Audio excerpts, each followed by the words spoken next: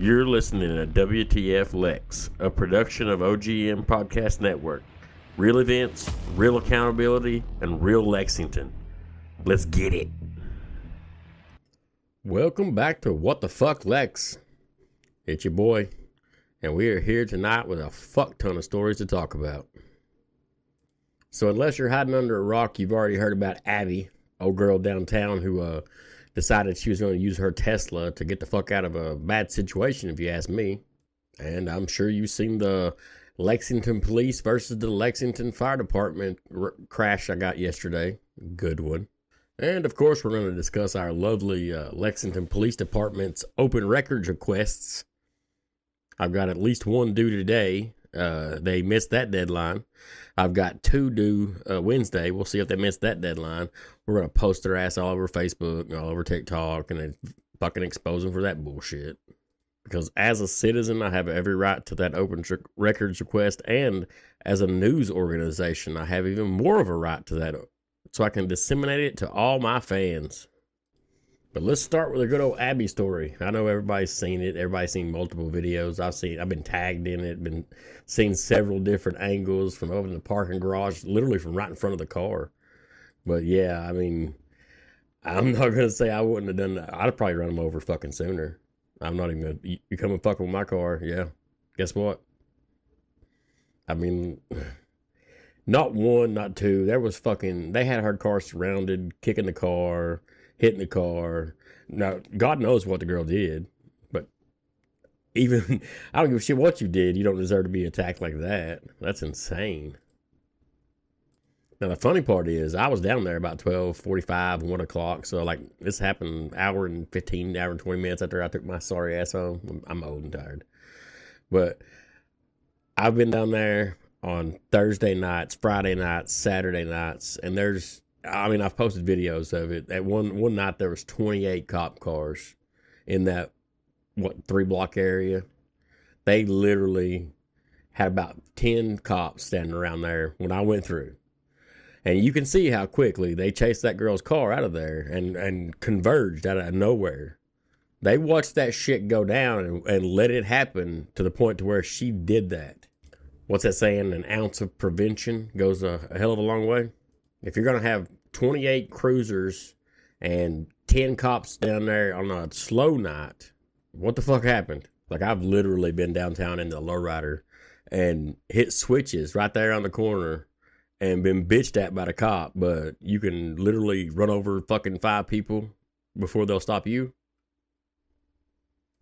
But like I said, if she's got a good lawyer, if she pays that big money, she gonna get out of that DUI and that fucking fake ID and the fear for her life. I'll get back here. Either that, they may just go ahead and take the DUI and all that and have them drop everything else. Because if you've ever been in trouble with the law, they charge you with so much shit just so they can drop the rest of the shit and give you 1 or 2 charges. Like, I got pulled over. I was the state trooper's first person he ever pulled over in McRae County when he got positioned there or whatever.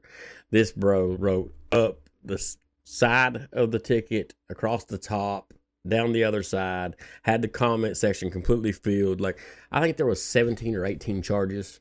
I got charged eventually with speeding and seatbelt. They just want to throw it all against the wall and see what sticks. One of my big questions, though, is why was she by herself? Like, you got that many people on you. What the fuck did you do? Who'd you piss off? But hey, legit, 20-year-old, fake ID, drunk as fuck, with a Tesla. Shit, she's living life.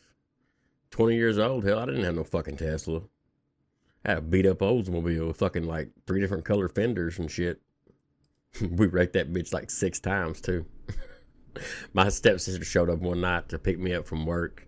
The driver door was completely bent backwards. They had it tied shut with a rope. She had put it in reverse at the gas pump and ripped the fucking door off. Good times, I tell you, good times.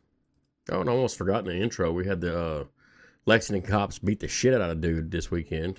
I'm not sure what the call originated was, but they had about 7 or 8 of them around him, had him in cuffs, like tearing the fuck out of bro's rotator cuffs. Busted his lip. They said they tackled him in the breezeways. The reason busted his fucking mouth. So he's over here trying to spit blood out. He wasn't trying to spit on them. He was literally trying to spit on the fucking ground. They put a spit bag on old boy and still fucking roughing him up, man. Then old dude wants to turn around and fucking get shitty with the girl that was recording. I don't give a shit what girl says. She can cuss him, call him whatever the fuck she wants to call him. That's freedom of speech. That cop's supposed to be trained better. He's supposed to, handle it a lot better. But that was an interesting video, to say the very least. She definitely got a good follow from me because, that's my kind of people right there. Everybody needs to record these fuckers. But you better know, if you're going to record them, they're going to act like they did with her. They're going to act like they do with me. They're going to pretend like you are the biggest piece of shit in the world for holding up that camera. And then, if they can't just solve a crime, they're going to ask you for your footage. Go fucking figure. But speaking of our lovely police, that brings another topic up. I'm going to definitely start a project where I'm going to take pictures of every one of our police officers. So I might need help identifying, getting their names.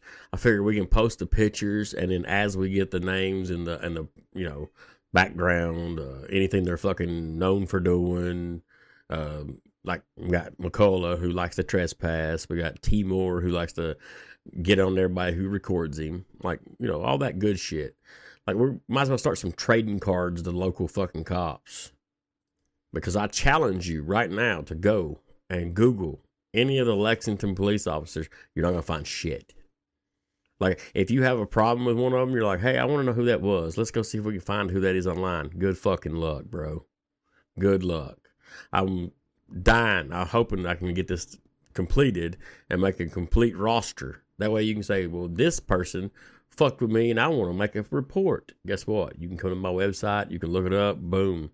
There's the asshole. So yeah, keep an eye out for that on Facebook and oldgergmedia.com, and put in your contribution. If you know the cop's name, let it be known. So let's see. We got Abby downtown. We got them beating a dude up over fucking, I don't even know where that happened at, to be honest. We got the Lexington Cruiser versus I don't know if it was a chief or what they hit, but he crinkled the fucking ass into that truck pretty good, and that SUV is going to need a whole new doghouse. Somebody's like, it don't cost us nothing. They fix their own stuff. Yeah, because fucking parts are free. I don't know what kind of fucking car person you are, but let me tell you, parts are fucking expensive. I've got a fucking $2,800 rear end sitting right there, and it ain't even fucking done yet. They may have people who can do the work, but those people get paid. The fucking parts are going to cost. Hell, the truck bed alone is going to cost a fucking fortune.